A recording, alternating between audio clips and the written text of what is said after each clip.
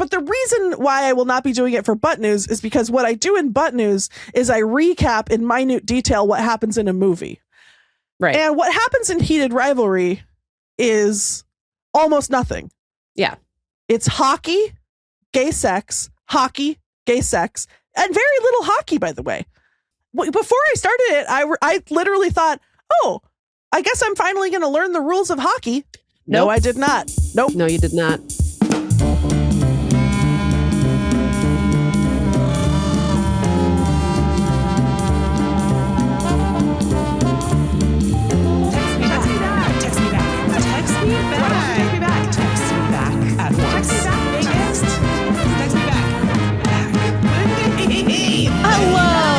Welcome to Text Me Back Podcast. I'm Meagan Hutcher-Mace. And I'm Lindy West. And this is Text Me Back Podcast, the only podcast. Look, we're going to talk about today normal news, which means we get to play the jingle. So exciting. I'm back with a little Reddit digest. I'm going to talk about something wholesome that's going on Reddit, believe it or not. And that led Lindy to think of something that she's watching. So we're going to do a quick what you watching. But first... Hey, thanks to everybody who wrote in about Swamp Person. So here's what we're doing. It sounds like people like the idea of a little politics spinoff that we're calling Swamp Person. Still needs a jingle, by the way. Although I'm hearing our czar of Sound Force has been in the lab. So who knows? Who knows what's possible? We might be able to get, a jingle straight from the source. But don't let that stop you from sending in your jingle, listeners. Okay. So I think what we're going to do is do it. We're going to have a little bit of extra podcasts for people. I don't know how frequently we'll do it, but I think the idea will be if we can get like a special politics guest to come on and explain things in a way like even better than just me yelling. That would be the Swamp Person is going to be a great place for that. By the way, Swamp Person : the newsletter is going to make her triumphant return because she died in March of 2025, but she finally is being resuscitated by stem cells and the power of positive thinking. Well, and she was perfectly preserved by the chemical makeup of the swamp. Exactly. Yeah. It was like methane gas and formaldehyde. So, but here's what would really help the future success of Swamp Person : the newsletter. And that's you, all of you. If you see something, say something to me about it. If you see something cuckoo bananas going on in politics and you're like, what the fuck is this? Or like, what is happening? I'd love for like a sort of deranged 43-year-old neurodivergent to explain it to me. I'm available to do that. Here's my impression of you all. What's that?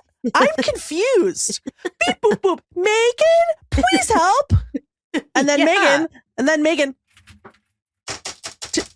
tippity tappity, tippy tap. Mm-hmm. And then she'll explain it. Answers the question, and then I'll explain it in Swamp Person : the newsletter, and or Swamp Person : the podcast. So that's the plan. There's no way for Text Me Back Maine to be devoid of politics, and nor should it be.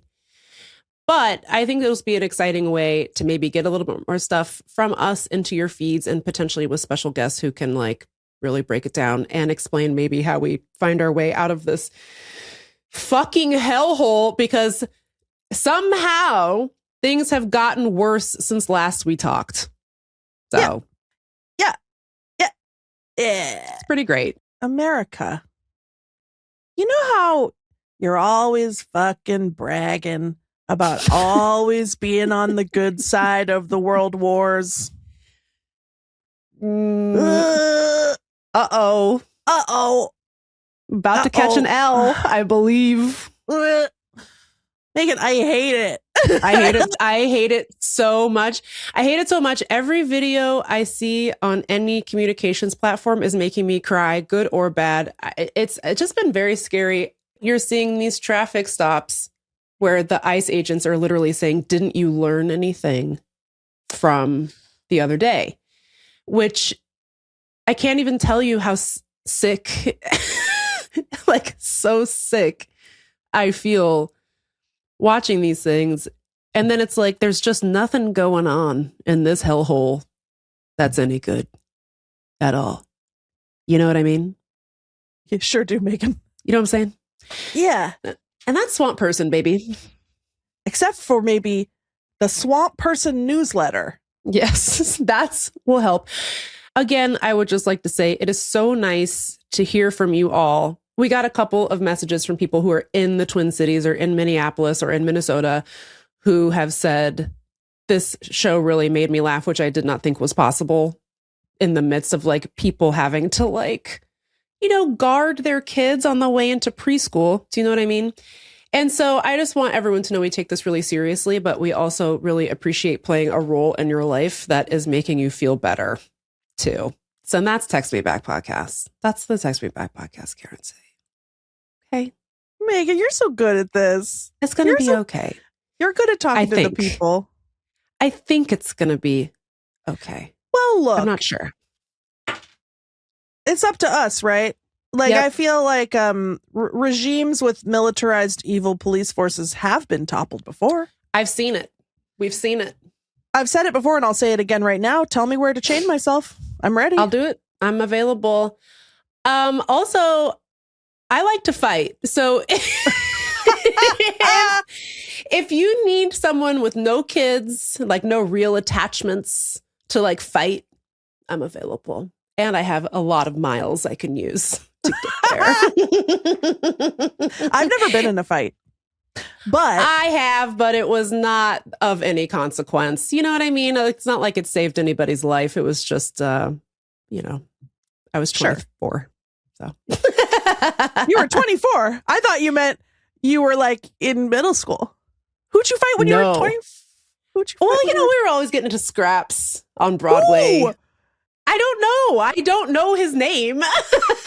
This is your Urban Outfitter era. Yes. And you were out on We're Capitol out and about. Hill? I think we were in the alley behind or slash the entrance of Neighbors. Yeah. And somebody said something rude to my friend. And I said, you're going to say some shit to my friend when you're showed up here in your Wilson's leather jacket from the Alderwood Mall. And he really did not like that.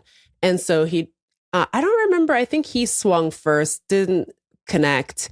And then my friend, who's good for a single high kick, and that's it, kicked him in the face. And we fought. And then we just went into the bar. I guess the bouncer at Neighbors was like, okay, in you go, girls. You worked it out on the dance floor? We worked it out on the dance floor to the remix. Yeah. So I'm available is all I'm saying. Wait, so I'm sorry. Your unnamed friend.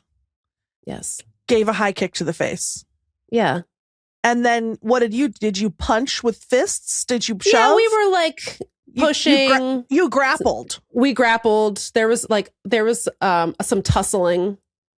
Wow. Pushing. Anyways, so thanks for your feedback about Swamp Person.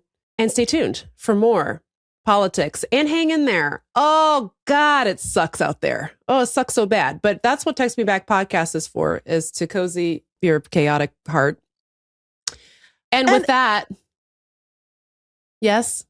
And to some extent, what they're doing is still like a mind game. Obviously, it's also a physical game. Mm-hmm. Physical game with guns. Multiple games, yeah. They really, really want us to be scared and go hide. Yes, they want that very much. We need to not do that.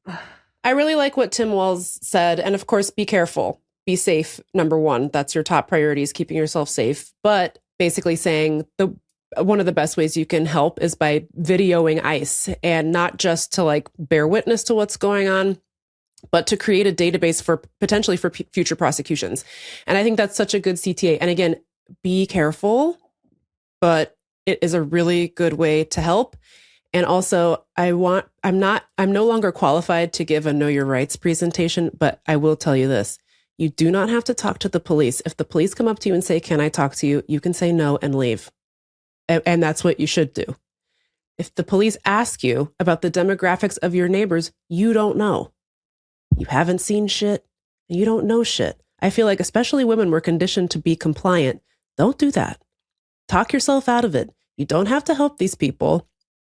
You shouldn't help these people, but legally you're not required to. Just walk Any away cop. from them. Any cop. Any cop, you do not have to help. You didn't see anything. You don't know anything. Go back into your house and try to record if there is some sort of violent interaction or altercation on your street. It will come in handy one day. We all hope. Now, with that said, we're going to do our fart podcast now. Okay. We'll get ready to laugh. Okay. Normal news.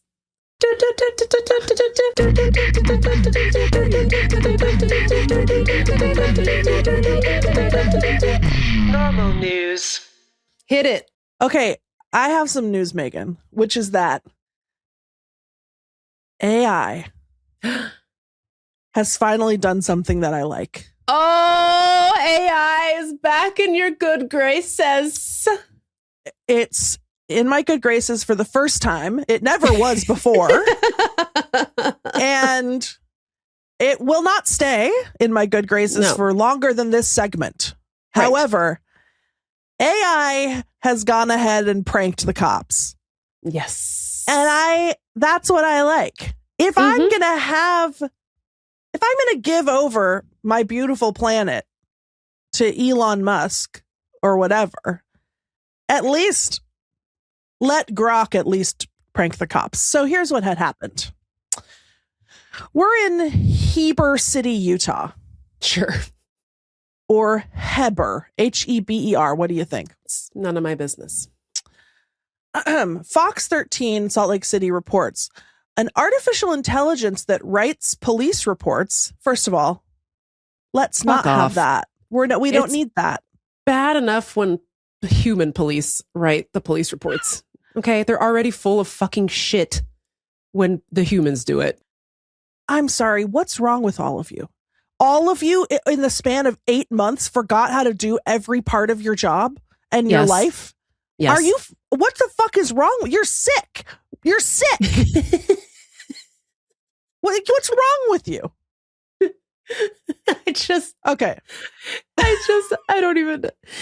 I hate it. Nothing about being alive right now is any good. There's just not a single slice of it is nice.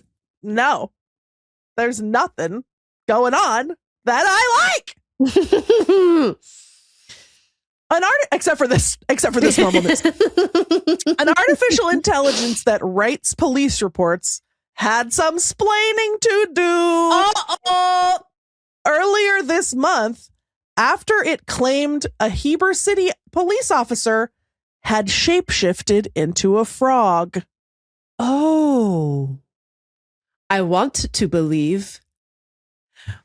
What happened was, Megan, that the body cam software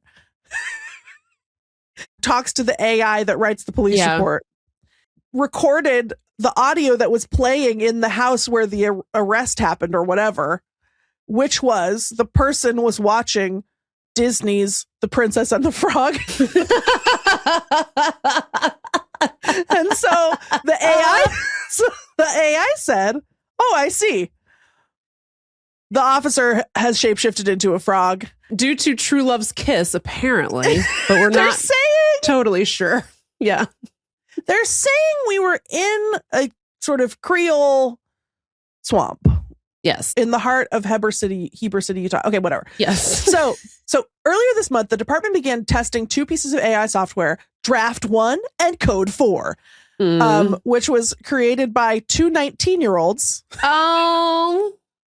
Who dropped out of MIT. They are always dropping out of stuff.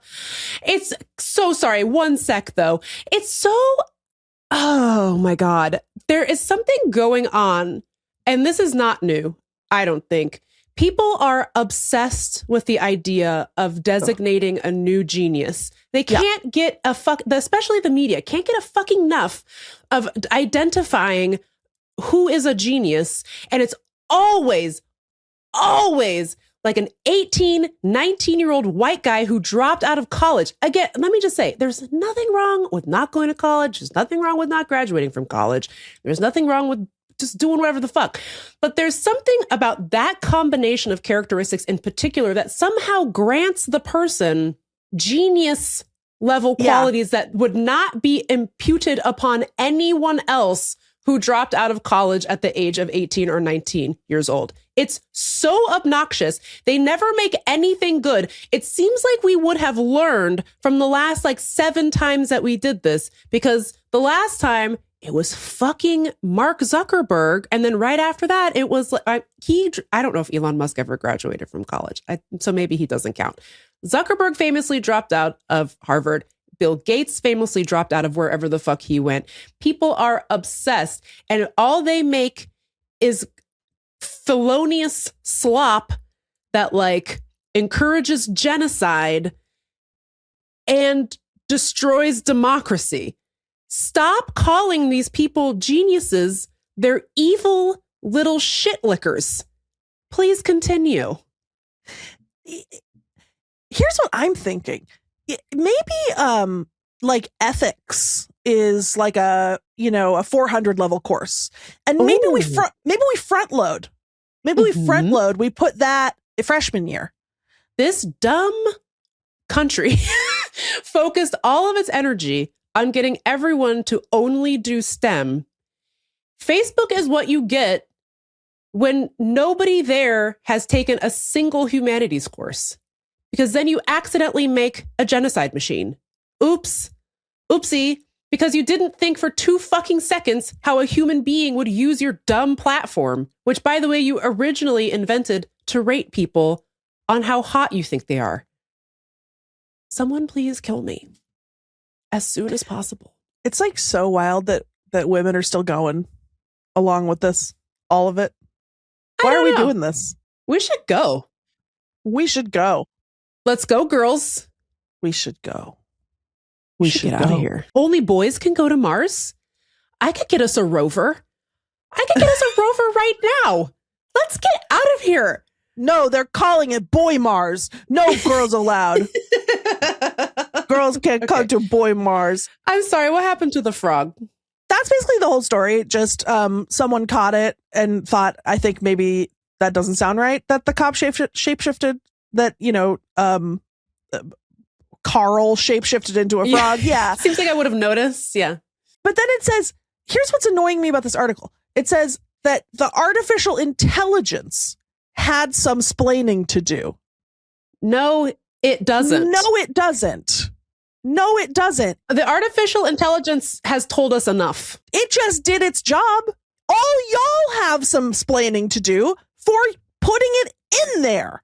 I just saw a meme yesterday, and I don't know the source, but it was allegedly matter. It was allegedly some old early computing maxim that a computer can never be held accountable. Therefore, a computer must never make a management decision. Why are we holding this computer accountable? What do you mean? What do we know what happened? Are they still using this fucking fuck shit garbage? Because, buddy, if I'm a criminal defense attorney in Hayburg County, Utah, it's over for you hoes. So here's all it says. It says that Draft 1 was the software used to create the Disney-inspired police report. Then Fox News, Fox 13 Salt Lake City, did a ride-along with the police chief or someone, police spokesman, for a demonstration. They staged a mock traffic stop.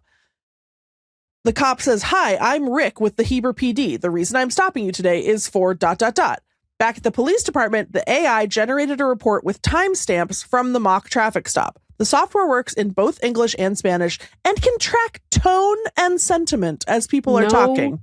It can't. No, it can't. One of the major draws. Oh, this makes me mad. Oh, Meagan, you're going to. Keel says, that's the cop, one of the major draws is that the software saves them time, as writing reports typically takes 1 to 2 hours.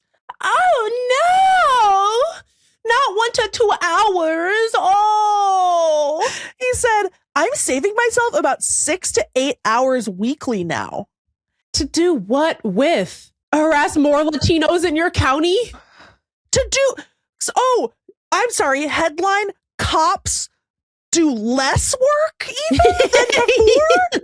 They're already clearing basically only 25% of all homicides. And you're like, finally, I could put my feet up. Now that Frog Cop is on the case. Cops found a way to get out of doing one of the few tangible tasks that they had to do.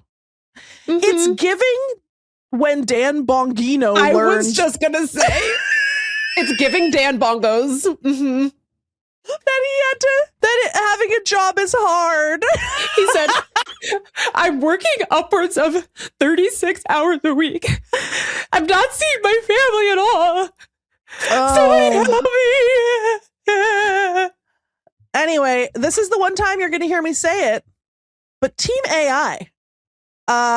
Good job to those loser 19-year-olds for writing that dumb shit code that turned a cop into a frog. And congratulations to Princess Tiana. Yes, for finding her beloved. And furthermore, should we let frogs be cops? Weigh in the comments. Sound off. Let us know. I can't think of anything that would be a downgrade from human cops. They seem a little bit more discerning to me than human beings. So sure, frog cop. Why not? I think Frog Cop would tackle the real issues. Too many flies. Too many. Tick explosion in the out west. I feel like he might have something to say about that. Yeah. Possum Cop. Something to think about. And that's normal news.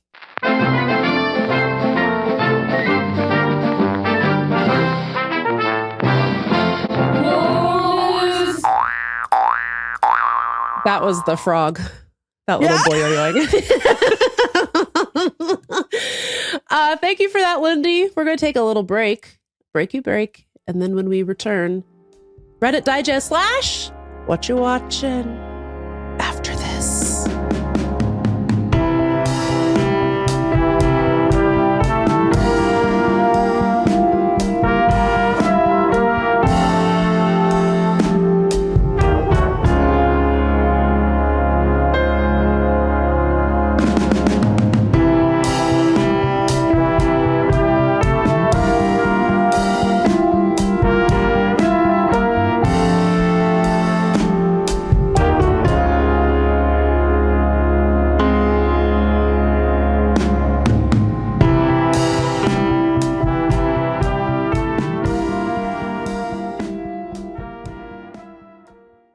Okay, here's some exciting news. I found something nice online and I want to share it. Although by the time you hear this, you might have already heard of it. I feel like a lot of times the algorithm allows me to be an early adopter and then I get to be a hipster about things that become popular. And I feel like this is one of those times. I think it's getting really popular, but here's what's going on Reddit these days.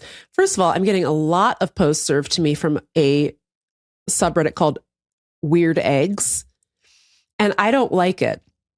Oh. I think I might block it because when they say weird eggs, they're not lying. Some weird ass fucking eggs they got. There's always like a weird hole in it. Is it a parasite? The parasite stuff, I've seen it. Okay. I'm like desensitized to maybe there's a parasite in the yolk. But the like, why is it lumpy on the outside? Why is it shaped like this? No, Meagan, thank you. You know what you should do? Is you should be the change that you want to see in the world, and you should create r/normal eggs. I bet you that already exists. We'll find out. But lately, I've been getting served something so wholesome I felt like I had to share because it's so nice. And it is a subreddit. You may have heard of it. It's called r/bald. Okay, it's for the bald. And it's for everyone. All genders, but it's mostly a place for men to go and post pictures of their hairlines and say, chat, am I cooked? Basically. and then all the commenters will be like, it's time. And they always use the same meme of like two bald guys welcoming a third bald guy. Like, it's time. Come Cute. shave your head. Yeah. Like, yeah.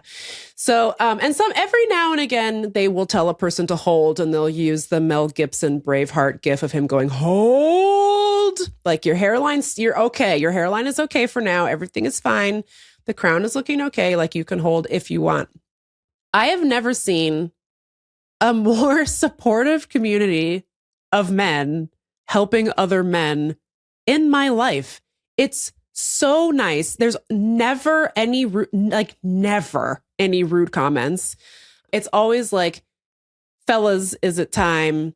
And then everyone will be like, bro, do it.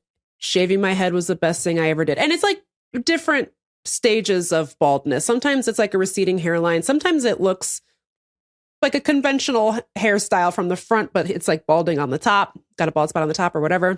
And most of the time, I would say the commenters say, embrace it, be bald. It's time to be bald. And then the men shave their heads. And then this is the best part. They come back and they post a picture of what they look like now. Folks, 100% of these men not only look better, but are the hottest men you've ever seen in your life. It's unbelievable. I've never experienced such a thing where they go and somebody in the comments said this, so this is not my original thought, but I think this is right. It's because the twinkle in their eye is restored. The confidence of like owning what they look like has been restored. The thing that was happening before where they were trying to like cover up the fact that they were bald was bringing them down emotionally. And the weight is lifted. They shave the head and they become these beautiful phoenixes of baldness. It's incredible. It's incredible what goes on r/bald. It's been the most wonderful thing to lurk in. I don't ever comment, and I don't participate, but it's so nice and so beautiful. And I would just like to say one thing, because I think a lot of women listen to this show. A lot of guys are going onto r/bald saying, I want to shave it, but my wife says that I can't. Now, that's an interesting marriage dynamic that I don't know anything about, but free the men. Yeah. I think men have been subjugated for too long. That's the Text Me Back podcast. The women platform. Yep. Yeah. No, but I just mean that, like, I just think it's interesting. I mean, it's obviously anecdotal. It's interesting that it comes up as much as it does. But ladies, go look at you some before and afters and then hold his hand while he goes to the barber, because you are going to be really happy with what you see. You're going to really like it. I promise. You're not going to regret it. You're not going to not like it, as Lindy West once said. Okay? You are gonna like it. Yes, like it. Mm-hmm. Mm-hmm. Well, I love it when men let themselves be vulnerable and reach out to other men for emotional support, and then the other men rise to the occasion. I love it. Why don't they do it more, Meagan? I don't know. I mean, it is obviously like a self-selecting group of men, so that's part of it. Yeah. And also, you know, I think they do probably that. I maybe I just don't see them. I'm sure that they do have to delete rude comments or something or whatever. But also, I think it's interesting because I was going to say maybe it's just like the anonymity of being online. People feel like they can be more supportive, but at least the people posting their pictures almost always show their face. Aww. So I find that so interesting that they're like, here's me. What do you guys think? And people will respond. And yes, there's like a lot of women in the comments too. I would say it's mostly men across the board, but there are women in the comments who are always like, you are fine. Like, this is my favorite online comment. Does your wife fight? I think that's really funny. Maybe it's just the only normal men in the world are all on r/bald, and it doesn't translate into real life. I don't know, but it's like, or maybe they just feel like I don't have anyone in my life I could talk to about this, but I do have r/bald. Either way, I'm glad it exists. It's nice. It's one of the few things that happens to men that can maybe kind of compare with the way that we talk about women's like weight and bodies. Yes. Like where there is this sense of like, oh no, you're ruined. Like fat men are discriminated against, but like, but there's this way that like baldness can like devalue a man in a similar way that being fat devalues a woman. Allegedly, like desexualizes them and like makes them and I think that's interesting. And I think that doesn't surprise me that some men who have experienced that end up being maybe a little bit more emotionally mature. Yes, I think so. I think Is that a stretch? I don't think it's a stretch. I mean, it seems like men, for the most part, just get to go out and enjoy life without thinking about a lot of extraneous details. Good for them. I would love to know what that's like. But if you sit at the axis of difference, you know what it's like. So you are able to develop some empathy for other people who also experience being discriminated against for various reasons. And no one is suggesting that being bald is the same as any other sort of cohort. but it's like one of the few ways I think that men kind of get a hard time based on their appearance, you know? All I'm trying to say is people being mean to you for something about yourself that is just a part of who you are. Yeah. That changes you, I think. That has an impact on how you... And also the thing about baldness is it's not actually bad because you just have to shave it off and then you look hot. You just got to own it, you know? Just got to own it. You just have to have the confidence. It's interesting, like how people react to like rich, famous men who are involuntarily bald. Like it comes up a lot, I feel like, with Prince Harry and Prince William, because they're both bald/balding. And people will always be like, God, if I was rich, I would have gotten transplants or I would have done this or that or whatever. And it's the same way people talk about like weight. It's like, oh, well, if I were Oprah, I'd have all the trainers and blah, blah, blah. But it is kind of really looked down upon as something like, if you could fix it, why wouldn't you? And yet you have this whole community of men being like, look how hot I am. And everyone's like, awooga. Yeah, dude. Awooga. You did They're it, saying, dude. Even the other men are saying homina homina, you know? And they're saying it more and more. I'm just saying, you guys, if you want like just a nice little jolt of dopamine, you could do worse than r/bald. It's so wonderful. I just really have loved it. And also, not to go negative, but if you can effortlessly see how it's okay to be bald and actually you can be quite handsome, consider applying that to it being okay to be fat. Much to consider. Consider that they might be analogous. Extremely hot across the board. Tens. Anyway, so that's r/bald. That's the Reddit digest for this week. I hope you enjoyed. Lindy, what did r/bald get you thinking about? Okay, so Megan's texting me about r/bald last night. I was like, okay, well, coincidentally, I had already been texting Megan yesterday being like, you gotta get on this show, which is called Long Lost Family UK.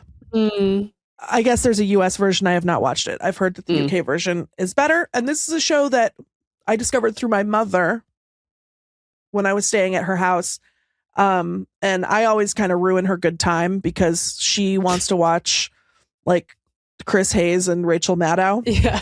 And I on a say, continuous loop. and I can't take it. Like, not because they're bad. But it's just a lot. It's a lot. I just sometimes I need a break. So I was like, is there something else we could watch? And she was like, oh, have you seen Long Lost Family UK? And I was like, no. And she was like, oh, it's a show where they reunite like adopted people with their birth families. And I was like, okay, like, I don't know. It seems like, is that problematic? Like, I feel like adoption is very fraught territory. But I was like, well, sure, let's give it a shot. This is the most watchable shit I've ever seen in my life. It's like a drug to me. It is, because here's why. Every episode, and there's, by the way, like 16 seasons of it. Nice. Every episode is good. And every episode includes a mystery. There's a mystery. Oh, what happened? Where's my long lost family? Yeah. There's a mystery. Then you get to find out all the gossip of what happened. Why did the lady give up her baby? And then you learn, first of all, or fourth of all, it's in the UK. Yeah. So everything is like, it's all this shit I've never heard of in my life. Like, it's like, oh, I had to go to the Brompton home. Whatever. Like, weird old like dark laws I mean very sad, like lots of women being coerced into giving up their babies because there's rules like, oh, you can't rent a flat if you have a baby. So they're like, God. okay, I guess I can't live anywhere, like crazy shit. And then also just like people's families being horrible and whatever. So then you get to like meet the long lost family and be like, oh my God, they look exactly alike. Like, it's like so fun, and be like, oh my God, like every single time I'm like, oh, look, like, I'm like, look, that's where that guy got that weird chin. And then like, and then they get them together and then everyone cries. Oh. And then they talk about like, they'll be like, oh, were you into sport? And he's like, I was into sport. And they're like, oh my God, you are my son. I'm into sport. God. Oh, that's so it's nice. so cute. Also, I haven't watched that many episodes. I haven't seen one where like they didn't find I think they always find the family, or else they don't put it on there. Yeah. And then at the end, it has that thing like they do on shows like Intervention or whatever, where except that on Intervention, it's always like they you left. finally. Yeah, it's they left rehab after 20 days. Exactly. But on Long Lost Family, it's like Terry and Edna went on holiday. They invited Karen on the annual family camping trip. And it'll be like a person who's like, yeah, I was adopted and I was an only child and now my adoptive parents are dead and I don't have any family. And then they find out that they have like 8 half siblings and 4,000 nieces and nephews. It's so cute. So I hadn't watched it for a while. I watched a bunch with my mom like a year ago. Then I hadn't thought about it. Yesterday morning, I'm like wasting time procrastinating because I didn't want to clean the kitchen. And I was like, I'm going to put on Long Lost Family UK. And then in this episode, there's this guy who wants to find his long lost family. It's a really sad story. Okay. His mom had clearly lots of problems, probably like postpartum psychosis. I don't know. Oh no. She put him in the rubbish. Oh. When he was 2 weeks old, she put him out in the rubbish. No. In a rubbish bin? Yes. She chucked him in the bin. Oh. A neighbor found him. Thank God. And I know. And then he went into care, or the foster system. He ended up in a children's home that was like an evil place out of a horror movie. He slept underneath his bed holding a knife. And he's like, other kids had teddy bears. I had me knife. Me knife. No. Then he gets into trouble. He gets in with the wrong crowd. He almost goes to prison. But he turns his life around. He gets involved with a boxing gym and he builds a community, learns how to box, and then eventually builds his own family. And now he owns a gym and he's happy, but he's like, where did I come from? Like, what was the deal? Once he's an adult, he does a DNA test, like an ancestry, whatever. He already knew that his mom was Irish, but he thought his dad was Irish because on his birth certificate, it said like Patrick Connolly or something. Shay O'Shaughnessy. The DNA test comes back 50% Irish, 50% Maltese. Oh. It just had 2. He had 50-50 Irish, Ireland, Malta. So he's like, Malta? He's like, I mean, I did know one Maltese guy when I was a kid in the neighborhood. He's like, there was like a grocery store that was run by this Maltese Lothario. And he's like, I wonder if that guy was my dad. So he tells that to the show. The show is like, okay, we're going to figure this out. That guy died in 1968, but he had a son. So they go find this other son, his half brother, who lives 14 miles away. So this guy has just been like alone and tortured his whole life. Secretly, he has a brother who lives right by him. Oh. They go to meet the brother. He looks exactly like the guy in a way that is so funny. He like also grew up in care. This Maltese guy was not doing a great job. Doing good. Yeah. He also did boxing. Oh. Anyway, they figure out that they actually went to the same school at the same time. What? And they never met? Oh, that's crazy. But the guy who initiated the episode, he has a closely cropped hairdo. Sure. Where like it's shaved, but it's stubble. So you can see where his hair is. Sure. And the whole time I'm watching this, before we meet the half brother, I'm like, something's up with this hairline situation. It just looks, there's something about it that something's not right. No, something's not right. You know, but it doesn't look so artificial and bad that I'm like, oh, he sprayed it on or something. But I'm just like, fishy, Gov, I'm not totally buying it. Not today, Gov. Not today, Gov. So, but I was like, I'm willing to let it slide, I guess. Like, it's just like really intense and just like very precise stubble. Very pointillist. And like very shiny somehow. Giving Surratt. You know what I mean? It's Sunday in the Park with George. You know what I'm saying? So, but then here's where going on Long Lost Family did this man dirty. We go meet the brother. The brother, they look exactly the same. They've got the same neatly trimmed, close cropped beard, same face, same crazy teeth. Mm-hmm. But the brother, shiny bald head. Something's afoot. And that's when I said, I think maybe this man, he went to the tattoo parlor and he said, give me $1 billion. And they said $200, please. And then they did it. They said 200 pounds. Quid. Quid. Yes, that's what they said. And he forked it right on over. And it's like, it wasn't, it's quite well done. Like, if I'm correct. Okay.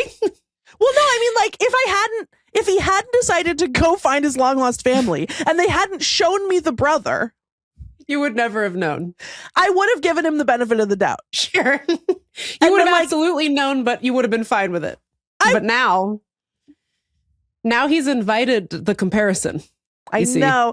Yeah. And but I have to assume it was worth it to find his long lost brother. Because you can tell they're instant best friends, and it's so cute. I love that.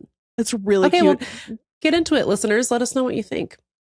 Yeah, my mom says the US version isn't as charming, and I believe it. I don't care about Americans. I don't know. Every time we try to do an American version of, especially like British reality shows, because I tried to watch a couple episodes of the American Bake Off, which in theory is fine. I mean, like Prue and Paul are both there. Not that I particularly care about Paul Hollywood, but whatever. The early seasons are hosted by Ellie Kemper and this guy, Zach Cherry, who is on Severance, if people are familiar.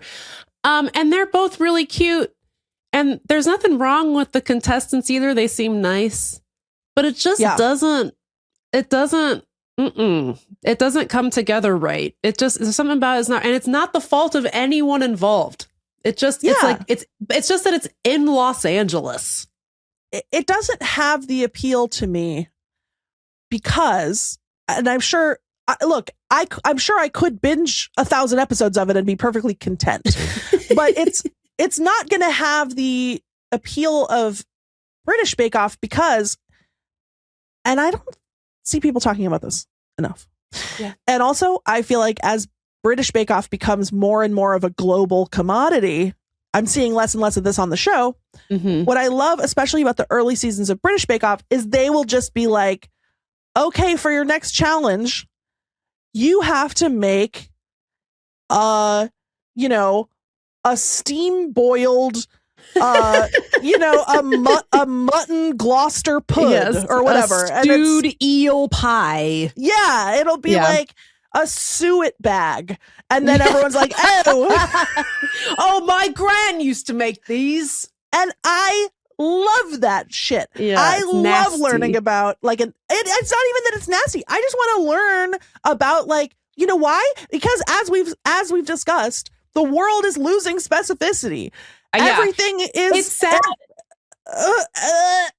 it's sad to lose like your nasty post-war necessity meal. I want to know more about your grody fucking gelatin sacks. Like tell me everything. Oh, your grandma had to make it because of the Blitz? Jesus. I want to see what they were eating down the mines, you know? I'd like to see it. I feel like one show that gets it right, you might disagree, but I love the American Antiques Roadshow. I've been like really obsessed with it. There's a bunch of episodes. There's like 75 episodes on Netflix, if you still have Netflix. And it's definitely a bird of another feather than the British one. I feel like we watched a few British episodes when I was in Seattle last, and a lot of them are, speaking of, a lot of the stuff people find is like their grandpa's war medals, because World War II still looms, and justifiably so, looms very large over the psyche of the British people. Yeah. And so a lot of people have like a lot of that type of memorabilia, you know, and things like that. It's very interesting. But the British version is a lot less about like, I found something that's worth $1 million in my attic. Yeah. Like they don't really care about that. They really are just like, look at this piece of history that I've been carrying around in my drawers for 60 years or whatever. Yeah. Which is great. I love that. But the American one, oh baby, is that crass. I love it. People will be like, oh, here's my grandma's Amish chair. And then the person will be like, do you remember? It's so great because you can always tell when the appraisers know that they have something fucking good. They'll be like, do you remember what you paid for it? And the person will be like, I don't know, maybe $100. And then the appraiser will be like, well, I think you made a pretty good investment because at auction, this would go for $900,000. And then everyone faints. You can see people in the background going, oh my God, $900,000. Everyone's freaking out and gnashing their teeth. It's so great. And then during COVID, they couldn't do live ones. So they started showing old ones. They would like compile like old ones. And then it has a little graphic that tells you whether the value of the item has gone up or down since it was first appraised on the show, on the roadshow. It's so good. Like when it goes up, it goes dilly-ding. And you know that it's like improved in price. And when it goes down, it goes wow. That's how you know that shit ain't worth shit. I love watching those ones, especially because I like to just, I have a little song that I wrote when it's worth a lot of money, which is called Sell It, Sell It, Sell It. And they never do. But but they also have episodes where they do talk to people who sold their item, and those ones are so good. And like this one guy had a terracotta jug, an enormous it was like 4 feet tall. And I don't even remember what it was for, but it was kind of ornate, I guess.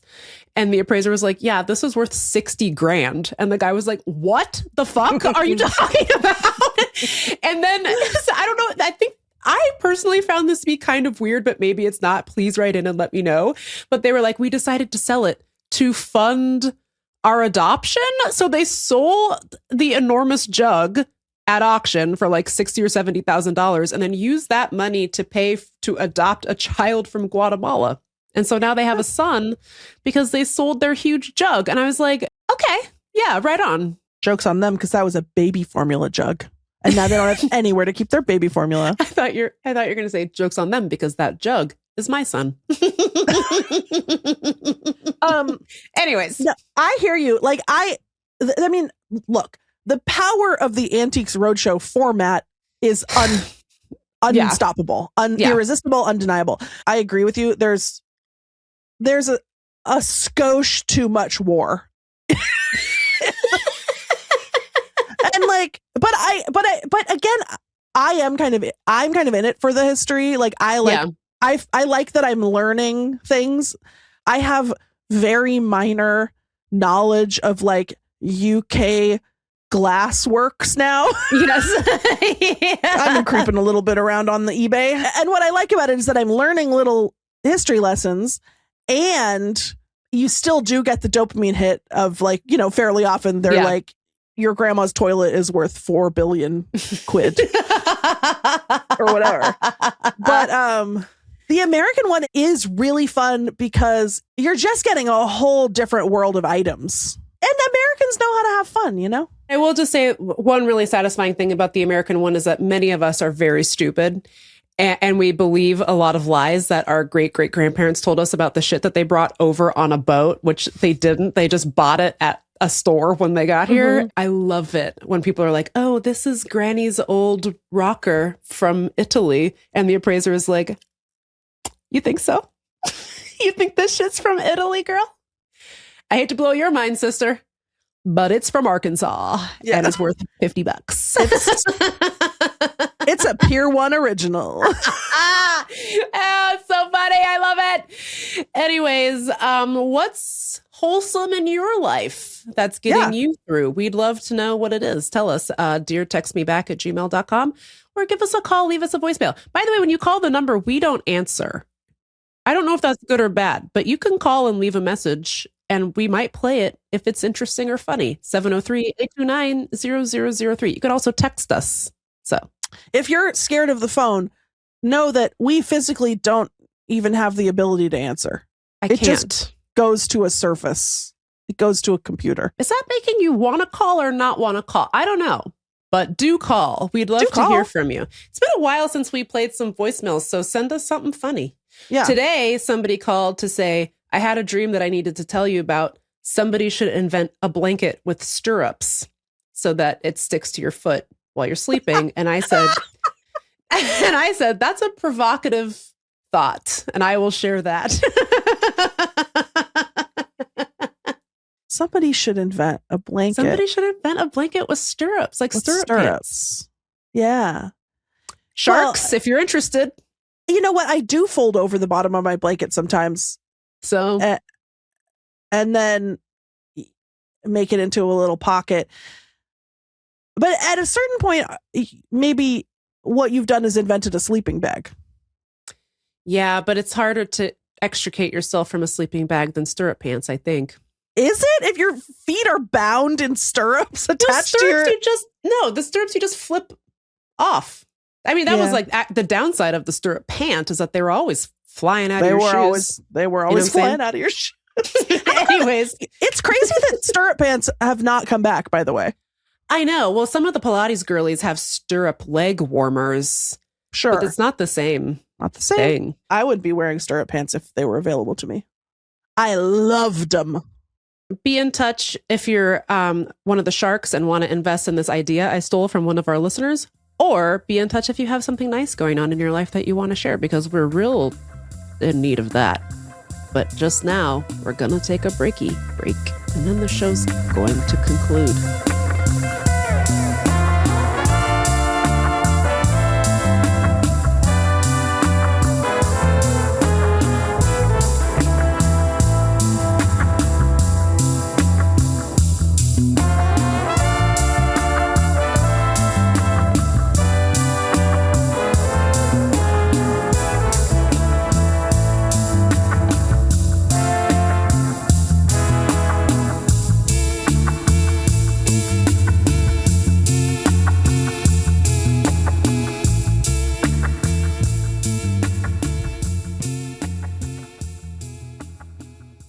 Well, Lindy, Meagan, we've arrived at the end of Text Me Back podcast.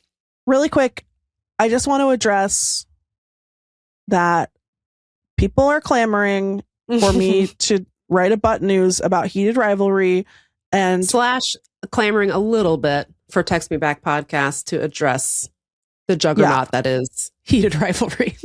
I'll just say this. I've watched heated rivalry. It's got me. It's got my heart. It's got my heart. It's keeping me alive. Okay? Yeah. And more so than even the show, the press tour, the baby boys out on the road. They're very flirty and they love to tickle and touch each other. So like look, we love it. We love it. However, much like every good thing, I'm going to get sick of hearing about it soon. Yeah. The saturation point is quickly approaching, I fear. And I don't know why we do this to ourselves as people, because no one's done anything wrong. I know. Except for have a pure love for something. And look, I'm over here. I'm reading the books now. I'm reading the books. There's more than one book? Wow. There's like okay. 8. And Samantha Irby texted me. She's like, you got to read the books. And I was like, okay. Damn. I finished the show. Sure, I'll read the books. By the way, the pull quote on the front of the book is, this is the book that finally got me into gay hockey romance. Oh. How many other are there? Is there more than just those 8? Let me know. Of course there are, I'm sure. Yeah. But the idea that you've been bombarded with hockey romance up to this point, and then you're like, fine, I'll read Heated Rivalry. But I mean, it's great stuff. I get it. I get the love. I feel the love. I will not be doing butt news about Heated Rivalry. There's so few nice things that it's pretty easy to become obsessed with the one thing that is nice and makes you happy. You know, and then you want to talk about it with everyone. It makes sense. Especially right now. What else do we have? What else do we have but Connor and Hudson being cute? But it's not even the saturation. I bring that up just to be a bitch, I guess. There's really no reason. I wish I hadn't said it. It's just mean. And I'm talking about it too. So what the fuck? But the reason why I will not be doing it for butt news is because what I do in butt news is I recap in minute detail what happens in a movie. Right. And what happens in Heated Rivalry is almost nothing. Yeah. It's hockey, gay sex, hockey, gay sex, and very little hockey, by the way. They barely show any hockey. It's like that one guy apparently worked with like a Russian tutor to sound convincingly Russian. You couldn't do that with an ice skate coach. You know what I mean? What's going on? Before I started it, I literally thought, oh, I guess I'm finally going to learn the rules of hockey. No, I did not. Nope. No, you did not. So the flow of the show is hockey, gay sex, hockey, gay sex, hockey, hockey, gay sex. They look at each other. They take a shower. They, one of them wins an award. Then the other boy wins an award. They look at each other again. Then more kissing, gay sex. They, one of them goes to Russia. They both go to Russia. They play hockey. They don't have gay sex. They come back. They have gay sex. And then they play hockey. And then, like, what do you want me to write down? What am I writing? I can't. First, I'm not describing. Look, despite my love for Heated Rivalry, I'm still sex negative at heart. I'm not writing down a play-by-play of these erotic moments of the pounding, the sweating, the moaning, the groaning, and etc. and so forth. And so on and so forth. And I certainly can't write a play-by-play of the hockey. I'm to not the extent that it exists on the show. Yeah. I don't have the erotic chops to be writing. It's okay to just enjoy something and not, I don't need to get involved. I will also not be getting involved in the discourse. And here's why. I stopped watching it. I'm so sorry. I watched 3 episodes. I thought the 2 main guys were super annoying and the acting was pretty bad. And I didn't find the sex to be particularly hot even. I was like, oh, it all feels very sporty. Parentheses, derogatory. You know what I mean? And then the 3rd episode, they finally introduced me to 2 guys I liked, but it wasn't enough to keep me going. The smoothie guy and the other guy. I was like, these 2 are fun.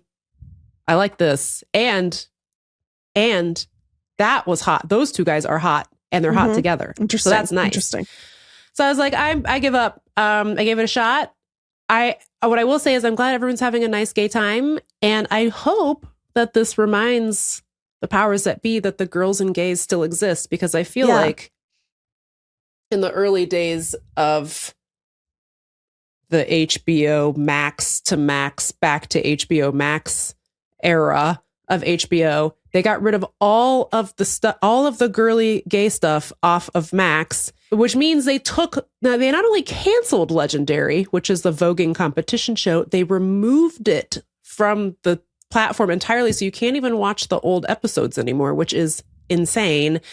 So I am hoping that apparently the executives are shocked that this show is as popular as it is, and I'm hoping that the message that they get from this is not we should make more gay hockey shows, but we should make more gay shows that cross other topics that I find interesting. And And give me legendary back, please. And also more gay hockey shows. We don't have to cut we don't have to. Yes. We have an abundance mindset. This is not a scarcity situation. I'd like to acknowledge for the people. Or perhaps another sport, perhaps gay football. You know, Meagan, it's almost as though you could do it with any sport, any hyper masculine sport where the boys aren't allowed to be gay. So much to think about.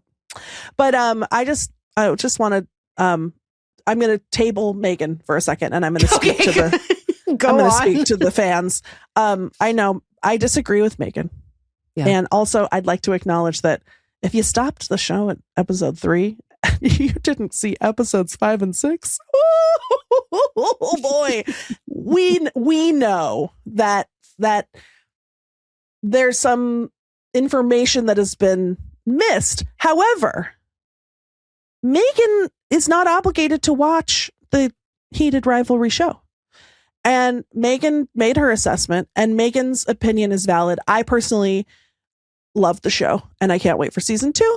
And I love my main 2 baby boys, but not everyone, look, I'll also eat a big bowl of frozen peas with butter on it. So yeah, exactly. Like it's all, this is the grand tapestry of life. Yep. That the Republicans are trying to take away from us. So. They are. Can I just say really quickly? I feel like we talked about this a little bit with Sam Sanders too. And Alice Wetterland, we talked to her about this also. I'm tired of having to engage in culture in this way. And by the way, I didn't dislike heated rivalry. I just didn't really get into it. It's a lovely show. Life's too short. It's okay to not finish things that aren't tickling your fancy. And I might revisit. Who knows? But I hate that we often have to engage in culture in this way where it's like, oh, well, I have to support this just to prove to the right that there's an audience for movies made with Black directors and Black writers and Black actors, or movies made by queer people about queer people. Even if but if it's bad and I don't like it, I don't want to watch it. And yet I feel like I have this obligation. Like this came up recently because that movie Him with Marlon Wayans and Tyreek Withers supposed to be terrible, and yet I feel like I have to watch it. I'm rooting for everybody Black, you know what I mean? And so I hate that we now, this is not new. This is not unique to the Trump presidency, but like the only way to fight the culture war is to watch stuff I don't like just to prove that like there's an audience for gay stuff or whatever. It's just annoying. There's also, this is a really problematic thing to say, so maybe I'll cut it. But I feel like there's also a flip side to that where, and I get it, but sometimes the discourse will tell you that you're not allowed to like something that you do like. I know, yeah. And like I saw lots of feminists saying that I wasn't allowed to like Begonia, but I did like it. Not? Oh, it was so good. That movie.